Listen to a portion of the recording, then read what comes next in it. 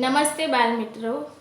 अगले वीडियो में हमने छठा इकाई जो सुबह इकाई है उसके बारे में जानकारी प्राप्त की थी। आज हम उसका अभ्यास और स्वाध्याय की चर्चा करेंगे। तो आप अपने किताब में अभ्यास निकालिए।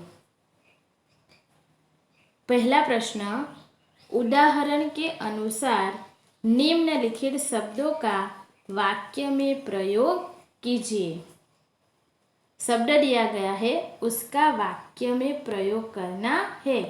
बाल मित्रों, हमने कई शब्दों का वाक्य में प्रयोग किया ही है और यहाँ पर हमें एक उदाहरण दिया गया है। उदाहरण है मंडराना। मंडराना शब्द दिया गया है, उस पर से हमें वाक्य बनाना है।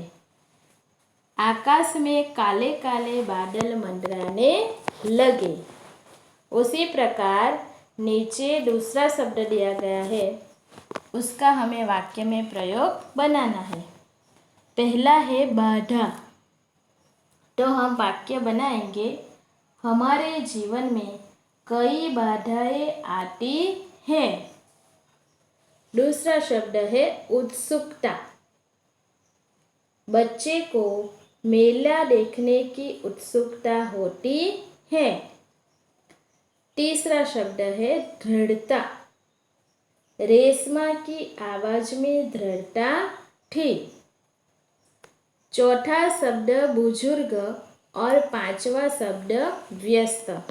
यह शब्द के वाक्य में प्रयोग आपको खुद बनाना है। अब देखिए दूसरा प्रश्न। प्रश्नों के उत्तर दीजिए। उसमें पहला, दीदी आपका यह धमाकेदार धक्का मुझे हमेशा याद रहेगा। गोलू ने रेशमा से ऐसा क्यों कहा? बाल मित्रों, हमने देखा ही है इकाई में कि गोलू रेशमा से यानी कि अपनी दीदी को ऐसा क्यों कहते हैं, क्योंकि रेशमा ने उसे धक्का दिया और वह पटाखे से जलने से बच गया था, इसीलिए गोलू ने अपनी दीदी को ऐसा कहा। दूसरा, रेशमा की शारीरिक कमी उसके इरादों में कभी बाधा नहीं बनी। भाव समझाइए। बाल मित्रों, हमने रेशमा का वर्णन देखा कि रेशमा को पोलियो के कारण उसके दोनों पांव बेजान हो गए थे, लेकिन रेशमा बहुत हिम्मत वाली लड़की थी। वह हर काम आत्मविश्वास और लगन से करती थी। पोलियो के कारण उसके पैर तो निकम्मे हो गए थे, लेकिन उसका मन कमजोर नहीं हुआ था, इसीलिए रेशमा की शारीरिक कमी उसके इरादों में कभी बाधा नहीं बनी। ब, यदि आपकी कक्षा में रेशमा की तरह कोई बच्चा दाखिला ले तो आप क्या करेंगे? बाल मित्रों, हमने रेशमा को देखा तो रेशमा जैसे विकलांग बच्चा अगर हमारी पाठशाला में, हमारे स्कूल में दाखिला ले यानी कि हमारे साथ पढ़ाई करे तो हम इसको किस प्रकार मदद करेंगे, कैसे मदद करेंगे, ये आपको बताना है। उसके लिए प्रश्न दिए गए हैं। पहला प्रश्न है, किन किन बातों का ध्यान रखेंगे? किसका ध्यान रखना है? जो विकलांग बच्चा है उसका। तो आप किन किन बातों का ध्यान रखेंगे?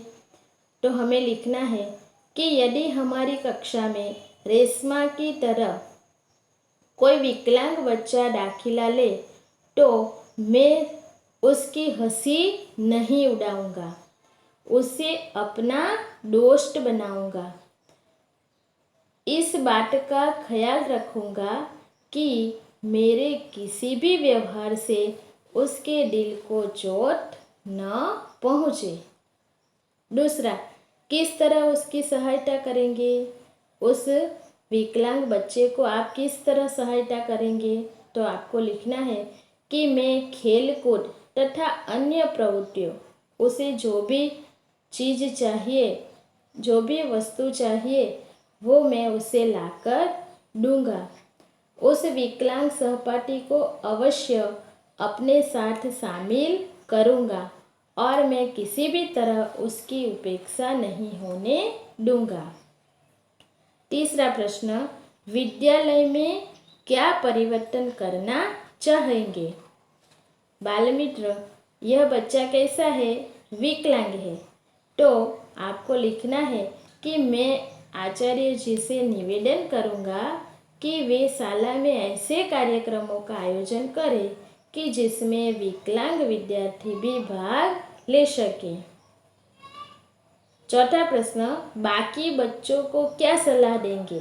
आपके साथ पढ़ने वाले बाकी बच्चों को आप क्या सलाह देंगे? तो मैं बाकी बच्चों को यह सलाह दूंगा कि वे उस विकलांग साथी को अपना दोस्त बनाए, उसे पूरा सहयोग दे और उसके साथ प्रेम पूर्ण व्यवहार करें। तो आपको इस प्रकार लिखना है। अब देखिए प्रश्न नंबर 3, सोच कर बताइए। दीपावली पर आपके परिवार में क्या क्या विशेष तैयारियां की जाती है? बाल मित्र, आपके घर जब दीपावली का त्यौहार आता है तो आपके घर में कौन कौन सी तैयारियां होती है, वो आपको लिखना है। यह प्रश्न का उत्तर आपको खुद लिखना है। नंबर 2, क्या दीपावली पर पटाखे छुड़ाने चाहिए? क्यों? पटाखे छुड़ाना यानी कि पटाखे जलाने चाहिए, क्यों? दीपावली पर पटाखे नहीं छुड़ाने चाहिए क्योंकि इससे थोड़ी सी खुशी तो मिलती है परंतु भारी खतरा रहते हैं। बाल मित्रों, हमें पटाखे जलाना बहुत अच्छा लगता है, लेकिन इससे हमें थोड़ी सी ही खुशी मिलती है और बाद में हमें भारी खतरा भी रहता है। अगर पटाखा हमारे हाथ में जल गया तो इससे हमें खतरा हो सकता है। पटाखों के कारण पैसों की बर्बादी भी होती है और वायु प्रदूषण भी बढ़ता है। तीसरा, किसी ऐसी घटना का वर्णन कीजिए जब आपको किसी ने बचाया हो या आपने किसी की सहायता की हो। बाल मित्रों, आपको यह प्रश्न का उत्तर खुद लिखना है। किसी ऐसी घटना का वर्णन कीजिए जब आपको किसी ने बचाया हो, यानी कि आपका एक्सीडेंट हो गया हो और आपको किसी ने बचाया हो, तो ऐसी घटना, या आपने किसी की सहायता की, आपने किसी को बचाया होता हो तो आपने उसकी सहायता की हो, तो इसका वर्णन आपको करना है। अब देखिए स्वाध्याय, प्रश्नों के उत्तर दीजिए। सुबह से घर के सभी लोग सफाई क्यों कर रहे थे? तो हमने इकाई में देखा कि दीपावली का त्यौहार निकट आ रहा था। त्यौहार से पहले ही घर की साफ सफाई हो जाए तो हम त्यौहार का आनंद ले सकते हैं। इसीलिए सुबह से ही घर के सभी लोग सफाई कर रहे थे। रेशमा को घर की सफाई में क्यों नहीं लगाया गया? दूसरा प्रश्न, रेशमा को घर की सफाई में क्यों नहीं लगाया गया होगा? रेशमा जब 5 साल की थी तब उसको पोलियो हो गया था। उसके दोनों पैर निकम्मे हो गए थे। इसी शारीरिक कमी के कारण उसे घर की सफाई में नहीं लगाया गया होगा। तीसरा प्रश्न, रेशमा ने अपनी माँ के काम में किस तरह मदद की? हमने देखा इकाई में कि अलमारी से बर्तन और डिब्बे उतारकर साफ किए गए थे। रेशमा ने उन सभी डिब्बों पर लेबल लगाए और वह अपनी माँ को देती गई और उसकी माँ उस बर्तन और डिब्बे को व्यवस्थित ढंग से रखती गई। इस प्रकार पहिए वाली कुर्सी पर बैठे बैठे रेशमा ने अपनी माँ की मदद की। माँ ने रेशमा को बाजार क्यों भेजा? माँ को क्या बनाना था? लड्डू बनाना था। और लड्डू बनाने के लिए माँ को ज़रूरी सामान चाहिए था। और पापा दफ्तर गए थे और गोलू तो छोटा था और दादा दादी बुजुर्ग थे। इसीलिए माँ सुबह से ही परेशान थी कि सामान कौन ले आए। और यह बात जब रेशमा को मालूम पड़ती है तब रेशमा कहती है कि सामान मैं ले आऊँगी। यहाँ पर हमें रेशमा की आवाज़ में दृढ़ता दिखाई देती थी। वह माँ को कहती है कि माँ आप मुझे सामान की सूची दे दो और एक थैला दे दीजिए, मैं आपको सामान ले आऊँगी। वह पहले भी एक बार सामान ला चुकी थी, इसीलिए माँ ने रेशमा को बाजार भेजा। 5वां प्रश्न रेशमा ने गोलू को धक्का क्यों मारा? तो हमने इकाई में देखा गोलू ने एक पटाखे को बुझा हुआ समझकर छोड़ दिया था। कुछ देर बाद उसमें से चिंगारियां निकलने लगी। गोलू की पीठ पटाखे की तरफ थी। रेशमा ने यह देखा और चिल्लाकर गोलू को हट जाने के लिए कहा, लेकिन पटाखे की आवाज़ में रेशमा की आवाज़ दब गई।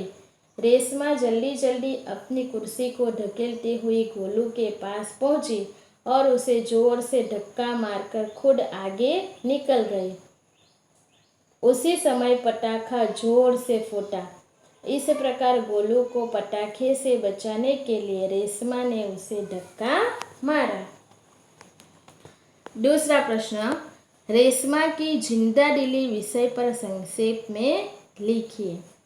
रेशमा को क्या हुआ था?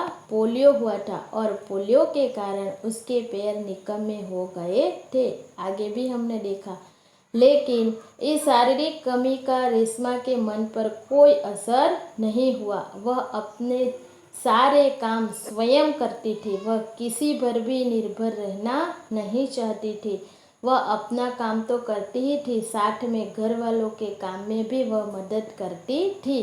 वह अपनी पहिए वाली कुर्सी पर बैठकर बाजार का सामान भी ले आती थी। इससे हमें लगता है कि सचमुच रेशमा एक जिंदा दिली लड़की है। प्रश्न 3 नीचे दी गई घटनाओं को कहानी के क्रम में लिखिए। बाल मित्रों, हमने पूरी कहानी को देखा। अब यहाँ पर जो वाक्य दिए गए हैं वह कहानी के क्रम में हमें लिखने हैं। यहाँ पर क्रम में नहीं है।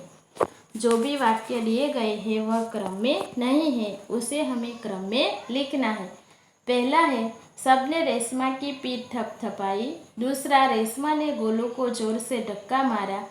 तीसरा, रेशमा बाजार से सामान लाई। चौथा, रेशमा का घर दियों के झिलमिल प्रकाश से जगमगाने लगा। पांचवा, गोलू अपने दोस्तों के साथ पटाखे छुड़ाने में मस्त था। छठा, माँ ने रेशमा को कहा, कहीं चोट तो नहीं लगी। अब देखिए कि इन 6 जो वाक्य है उसमें से सबसे पहला कौन सा आएगा? तो हम देखेंगे कि सबसे पहला आएगा रेशमा बाजार से सामान लाई। रेशमा बाजार से सामान लाई। दूसरा आएगा रेशमा का घर दियों के झिलमिल प्रकाश में जगमगाने लगा। तीसरा आएगा गोलू अपने दोस्तों के साथ पटाखे छुड़ाने में मस्त था। चौथा आएगा रेशमा ने गोलू को जोर से धक्का मारा। पांचवा, माँ ने रेशमा से कहा, कहीं चोट तो नहीं लगी। छठा, सबने रेशमा की पीठ थपथपाई।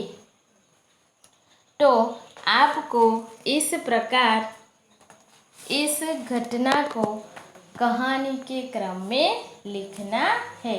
मैंने यहाँ पर फोटो दिखाया है आपको। इस फोटो में देखकर आपको इस कहानी को क्रम में लिखना है। अब देखिए प्रश्न नंबर 4। निम्नलिखित मुहावरों का अर्थ देकर वाक्य में प्रयोग कीजिए। चौथा प्रश्न, निम्नलिखित मुहावरे के अर्थ देकर वाक्यों में प्रयोग कीजिए।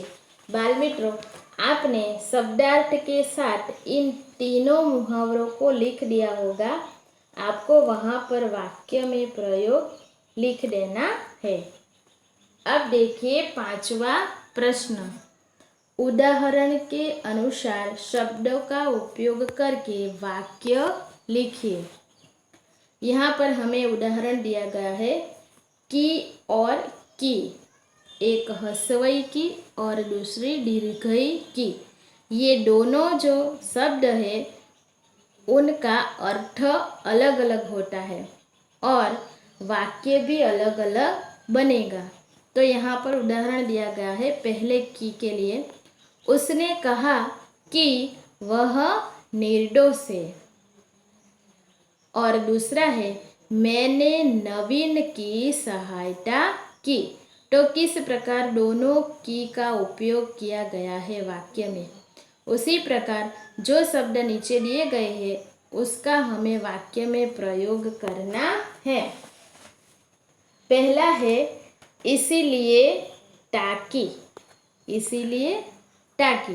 पहला हमें इसीलिए पर से बनाना है, तो हम बनाएंगे दीपावली का त्योहार निकट था, इसीलिए घर के लोग सफाई कर रहे थे।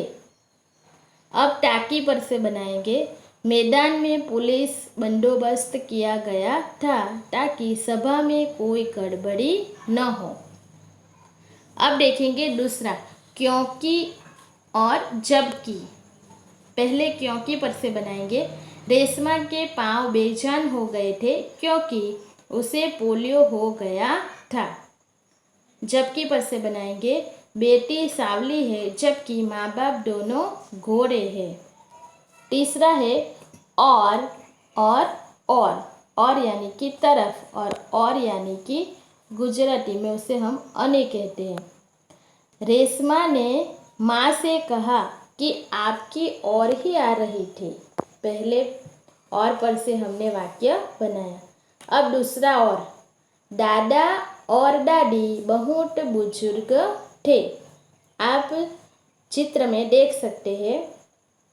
चौथा, मैं और मैं यानी कि हम खुद, और मैं यानी कि अंदर। वाक्य बनाएंगे मैं निर्दोष हूँ ऐसा उसने कहा। दूसरा मैं पर से बनाएंगे व्यायाम करने से शरीर में स्फूर्ति आती है। हमने यहाँ पर फोटो में लिख दिया है, आपको इस प्रकार सभी वाक्य बनाने हैं। अब देखेंगे छठा प्रश्न, नीचे दिए गए वाक्यों का वचन परिवर्तन कीजिए। क्या करना है? वचन परिवर्तन। अब वचन परिवर्तन क्या है? तो वचन परिवर्तन में एक वचन और बहुवचन आते हैं। तो एक वचन किसे कहेंगे? आपको पता ही है बाल मित्र कि शब्द के जिस रूप में एक ही प्राणी या वस्तु सूचित हो उसे एक वचन कहते हैं। एक ही प्राणी या वस्तु सूचित हो उसे क्या कहते हैं? एक वचन। जैसे कि लड़का, कमरा, लड़की, पुस्तक। एक ही लड़का, एक ही कमरा, एक ही लड़की, एक ही पुस्तक, इसे एक वचन कहते हैं। तो बहुवचन किसे कहते हैं? तो शब्दों के जिस रूप में एक से अधिक यानी कि एक से ज़्यादा प्राणियों या वस्तुओं का बोध हो उसे क्या कहते हैं? बहुवचन कहते हैं। जैसे कि लड़के यानी कि एक से अधिक लड़के, कमरे एक से अधिक कमरे, लड़कियां एक से अधिक लड़कियां, पुस्तकें तो एक से अधिक पुस्तकें। तो हम किस प्रकार बनाएंगे एक वचन का बहुवचन? लड़का तो लड़के, कमरा कमरे, लड़की लड़कियां, पुस्तक पुस्तकें। इस प्रकार एक वचन से बहुवचन बनाएंगे। तो अब हम देखेंगे, हमें उदाहरण दिया गया है, आपकी किताब में देखिए। माँ को मिलते ही मेरी खुशी का ठिकाना न रहा। काले अक्षर जो घटा किया गया है उसमें देखिए खुशी। दूसरा वाक्य देखिए, माँ से मिलते ही हमारी खुशियों का ठिकाना न रहा। खुशी का क्या हुआ? खुशियों। क्या हुआ? खुशियों। इस प्रकार पहला वाक्य हम बनाएंगे, ऐसी कई घटनाएं मेरे साथ घटी है। घटनाएं, उसका क्या करना है? घटना। तो वाक्य क्या बनेगा? ऐसी कई घटना मेरे साथ घटी है। दूसरा, परिचारिका ने मरीज की अच्छी तरह से देखभाल की। परिचारिका ने मरीज की अच्छी तरह से देखभाल की। मरीज का क्या होगा? मरीजों। तो हमें वाक्य बनाना है, परिचारिका ने मरीजों की अच्छी देखभाल की। तीसरा, रात को मैंने सुंदर सपना देखा। मैंने नी जगह क्या आएगा? हमने। तो रात में हमने सुंदर सपना देखा। चौथा, भूकंप का झटका आया फिर भी मैं नहीं घबराया। भूकंप का झटका आया फिर भी मैं नहीं घबराया। झटका का क्या होगा? झटके। भूकंप के झटके आए फिर भी मैं नहीं घबराया। इस प्रकार आपको वचन परिवर्तन करना है। अब देखिए ब, नीचे दिए गए शब्दों को चित्र में शब्द के क्रमानुसार लिखिए। नीचे दिए गए शब्दों को चित्र में शब्द के क्रमानुसार लिखिए। हमें रेलगाड़ी दी गई है और शब्द दिए गए हैं, उसके शब्द के क्रमानुसार लिखना है। शब्द कौन कौन से हैं? मेहनत, भूकंप, मरीज, श्रेष्ठ, निर्दोष, तूफान, अंगूर, आकाश। तो इसमें उत्तर लिखना है कि सबसे पहला कौन सा शब्द आएगा। तो कौन सा शब्द आएगा? सबसे पहले अंगूर। कौन सा आएगा? अंगूर। दूसरा शब्द आकाश। तीसरा शब्द तूफान। चौथा शब्द भूकंप। पांचवा शब्द मरीज। छठा शब्द मेहनत। सातवां शब्द श्रेष्ठ और आगे सुंदर। तो इस प्रकार हमें लिखना है। एक बार फिर से हम देख लेंगे। सबसे पहले आएगा अंगूर, फिर आकाश, फिर तूफान, फिर निर्दोष, भूकंप, मरीज, मेहनत, श्रेष्ठ और सुंदर। तो इस प्रकार आपको क्रम में लिखना है। अब देखिए आगे, हमें भाषा सज्जता दी गई है और भाषा सज्जता में एक चित्र भी दिया गया है और इसके नीचे एक पैराग्राफ दिया गया है। उसमें आप ध्यान से देखिए। यह एक सुंदर चित्र है। चित्र तो है लेकिन कैसा है? सुंदर। आसमान में काले काले बादल छाए हैं। कुछ छोटे बड़े पेड़ हैं। ऊंचे पेड़ पर सुंदर फल लगे हैं। नदी में बहुत सा पानी है। पानी में रंग बिरंगी मछलियां हैं। नदी के पानी में कमल के 3 सुंदर फूल हैं। 2 नौका में से एक नौका किनारे पर पड़ी है। सफेद बकरी हरी घास खा रही है। ग्वाला के हाथ में लंबी लाठी है। इस पैराग्राफ में हम देख सकते हैं जो काला घटा अक्षर से लिखा गया है। कौन कौन सा शब्द है? सुंदर। बाद में आएंगे काले काले। बादल तो है लेकिन कैसे है? काले काले। पेड़ है तो कैसे है? छोटे बड़े। फल है तो कैसे है? सुंदर। ऊंचे पेड़ और सुंदर फल। नदी में पानी है लेकिन कितना है? बहुत सा। पानी में मछलियाँ है, कैसी है? रंग बिरंगी। नदी के पानी में कमल के कितने फूल हैं? 3। 2 नौका में से एक नौका किनारे पर पड़ी है। कितनी नौका? एक नौका। सफ़ेद बकरी कैसा घास खा रही है? हरी। और ग्वाला के हाथ में क्या है? लंबी लाठी है। तो हम देख सकते हैं कि यहाँ पे जो भी काला घटा अक्षर किया गया है, ये सारे शब्द संज्ञा के शब्द की विशेषता सूचित करता है। इसलिए संज्ञा शब्दों की विशेषता बताने वाले शब्दों को क्या कहते हैं? विशेषण। क्या कहते हैं? विशेषण। तो विशेषण की व्याख्या क्या आएंगी? संज्ञा के शब्दों की विशेषता बताने वाले शब्दों को विशेषण कहते हैं। तो आपको इस प्रकार वाक्यों में से विशेषण ढूंढना है। हमें उदाहरण भी दिया गया है कि ग्वाले के हाथ में लाठी है। ग्वाले के हाथ में लंबी लाठी है। ग्वाले के हाथ में लाठी है, लाठी यह संज्ञा है। दूसरे वाक्य में ग्वाले के हाथ में कैसी लाठी है? लंबी लाठी है। तो जो लंबी है उसे क्या कहते हैं? विशेषण कहते हैं। तो इस प्रकार नीचे वाक्य दिए गए हैं, उसमें से हमें विशेषण ढूंढना है कि हम किसे विशेषण कहेंगे। तो देखिए, पहला वाक्य, रेशमा हिम्मती लड़की है। रेशमा लड़की तो है लेकिन कैसी लड़की है? हिम्मती। तो विशेषण क्या आएगा? हिम्मती। तो हमें हिम्मती के नीचे अंडरलाइन करनी है। दूसरा, छोटा बच्चा फिसल गया। बच्चा तो है लेकिन कैसा है? छोटा। तो विशेषण कौन सा आएगा? छोटा। कक्षा में 10 लड़कियां बैठी है।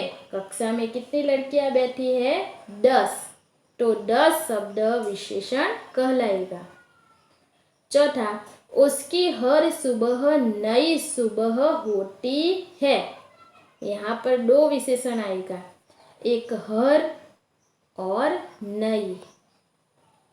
पांचवा, कुत्ता वफादार प्राणी है। कुत्ता कैसा प्राणी है? वफादार। तो वफादार को हम विशेषण कहेंगे। तो आपको इस पैराग्राफ को लिखना है और इसके नीचे दिए गए वाक्यों में से इस प्रकार विशेषण ढूंढना है। तो आज हमने जो भी प्रश्नों की चर्चा की है, इन सभी प्रश्नों का उत्तर आपको अपनी कॉपी में अच्छे अक्षरों से लिखना है।